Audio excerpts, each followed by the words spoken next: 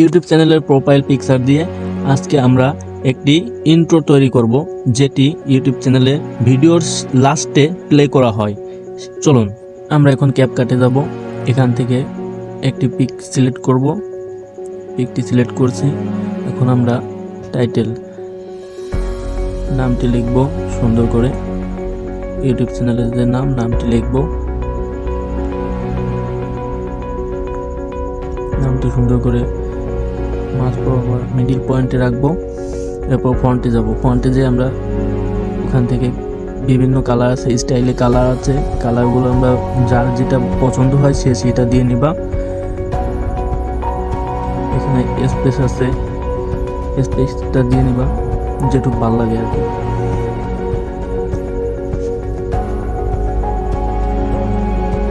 ফন্টে click করে ওইখান থেকে যে কোনো একটা স্টাইল চয়েস করে নিতে পারো। আমার এই স্টাইলটা খুব ভালো লাগে, এই জন্য আমি এটা ইউজ করতেছি। এখানে বিভিন্ন কালার আছে, কালার ইউজ করতে পারো। লেখার ব্যাকগ্রাউন্ডেও কালার দেওয়া যায়, কিন্তু কালার আমি ইউজ করব না। এখান থেকে আমি সবগুলো কালার একটু ম্যাচিং করে নিচ্ছি, যাতে দেখতে সুবিধা হয়, মানে দেখতে অনেক সুন্দর লাগে।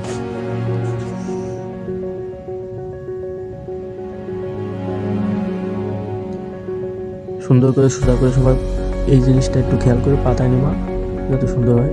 এটা এখন টেনে টেনে সমান করে দেবো, ভিডিও সমান করে দেবো। জাস্ট সমান হয়ে গেলে এরপর আমরা চলে যাব হচ্ছে ওভারলিতে ক্লিক করে আমরা সেই ভিডিওটি নিয়ে আসবো। ভিডিওটির লিঙ্ক আমার ডিসক্রিপশন বক্সে দেওয়া থাকবে, ওইখান থেকে এই ভিডিওর লিঙ্ক নিয়ে যে কোনো একটি ইউজ করতে পারবো, ওইটা আমি দিয়ে রাখবো।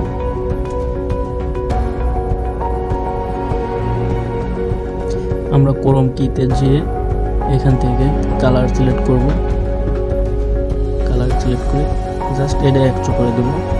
এরপর শো দেবো 100, হয়ে গেল, চলে গেছে। ব্যাকগ্রাউন্ড ছিল মূলত পাতা কালার, বাংলা যেটা বললে বলবেন ওইটা আর কি চলে যাবে। এরপর আমরা যে টাইটেল টুক ইউজ করছি, আমরা যে পিকটাও ইউজ করছি, পিকটাকে সরাসরি ওই সমান করে নেব যাতে বাড়তি কিছু না হয়। বাড়তিটুকু আমরা কেটে নিলাম। এবার ব্যাকগ্রাউন্ড মিউজিক থাকলে আরো সুন্দর হবে। একটা ব্যাকগ্রাউন্ড মিউজিক নিব, সাউন্ডে যাব। সাউন্ডে যাওয়ার পরে ফ্রম ডিভাইসের যে নিজের গ্যালারি থেকে সুন্দর একটা গান কিংবা মিউজিক আমরা ইউজ করতে পারি। মিউজিকটা কেটে সমান করে নিতে হবে।